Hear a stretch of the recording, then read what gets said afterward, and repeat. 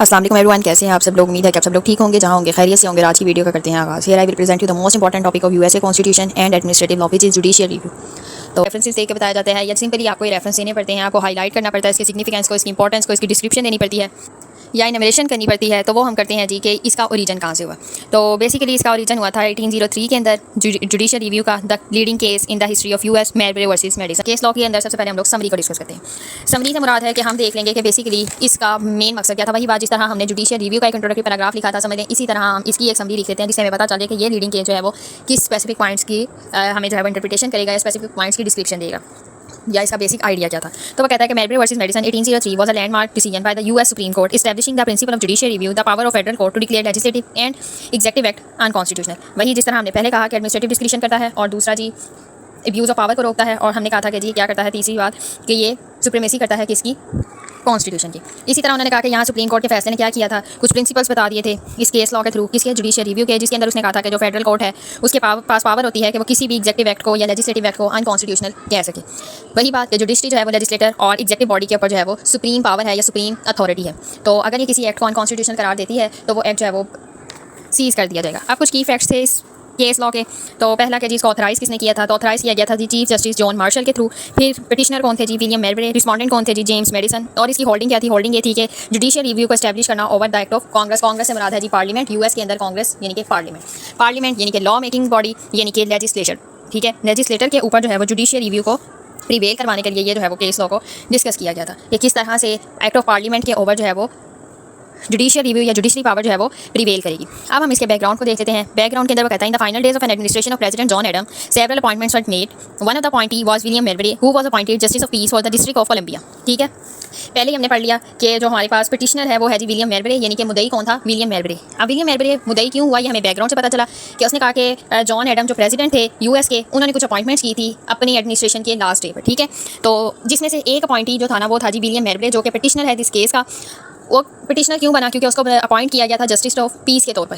अब justice of piece के तौर पर उसको जब अपॉइंट किया गया तो इसकी कमीशन जो है वो साइन ज़रूर होगी थी, सील भी होगी थी, लेकिन इसको डिलीवर नहीं थी हुई।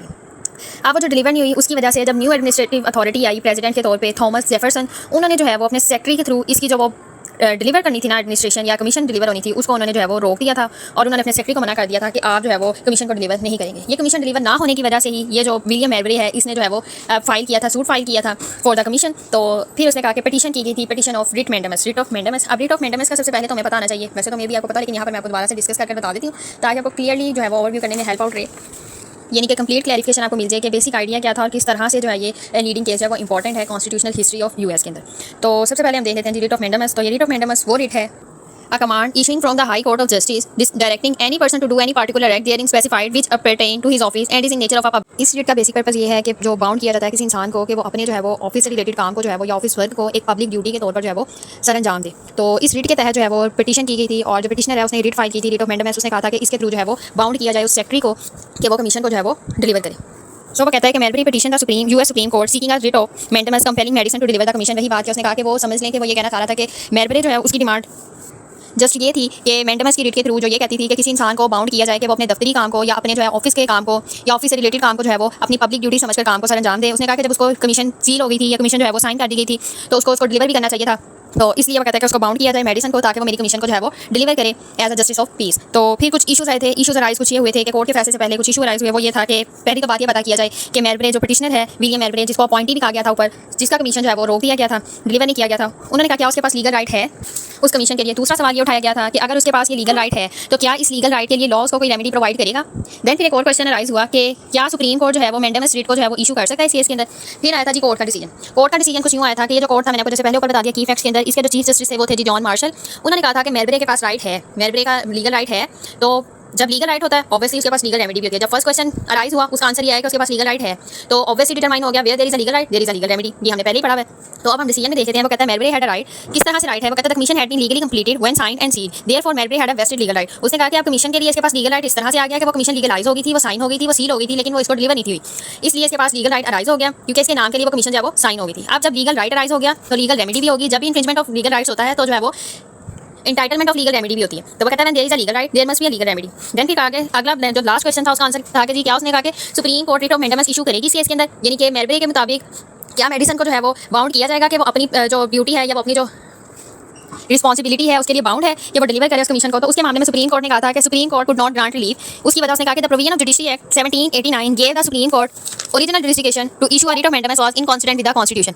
यानी कि अब उसके पास सुप्रीम कोर्ट के पास पावर ही नहीं रही थी कि वो रिट ऑफ मैंडेमस इशू कर सके। वो किस एक्ट के थ्रू रिस्ट्रिक्ट कर दिया गया था? वो एक्ट था जी जुडिशरी एक्ट 1789, जिसके थ्रू ओरिजिनली तौर पे ओरिजिनल जुडिस्डिक्शन के अंदर रिट ऑफ मैंडेमस जो है वो सुप्रीम कोर्ट इशू नहीं कर सकती। फिर उसने कहा therefore the state was unconstitutional and void. This statement established the doctrine of judicial review empowering courts to invalidate law contrary to the constitution. इसी वजह से उसने कहा कि इस स्टैच्यू को जो है वो अनकॉन्स्टिट्यूशनल और वॉइड कर दिया गया था और ये स्टेटमेंट एस्टैब्लिश किया था जुडिशियल रिव्यू के डॉक्ट्राइन को, जिसने कोर्ट को एम्पावर किया था कि किसी लॉ को इनवैलिडेट कर दे जो भी कॉन्स्टिट्यूशन के इन कॉन्ट्रोवर्स होगा।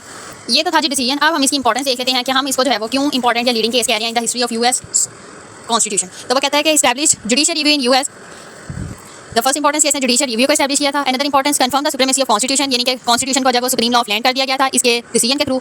एंड द अनदर इंपॉर्टेंस इसके जुडिशरी को जो है वो इंटरप्रेटर कह दिया गया था कॉन्स्टिट्यूशन का। देन द अनदर इंपॉर्टेंस इसके इंडिपेंडेंस ऑफ कोर्ट को स्ट्रेंथ कर दिया गया था। फिर एक और इंपॉर्टेंट इसकी सिग्निफिकेंस था वो ये था कि ये मॉडर्न कॉन्स्टिट्यूशनल लॉ का फाउंडेशन बन गया था, ये मॉडर्न एडमिनिस्ट्रेटिव लॉ का फाउंडेशन बन गया था। ये तो थी जी केस लॉ मेरे वर्सेस मेडिसन की डिस्क्रिप्शन। तो अगर आप मेरे चैनल पर नहीं है तो मेरे चैनल को लाइक करें, शेयर करें, सब्सक्राइब करें, बेल आइकन को प्रेस कर लें ताकि लेटेस्ट वीडियो की अपडेट आप तक पहुंचती रहे। And do comment for your desired video and keep awaiting for the next video. Thanks for watching.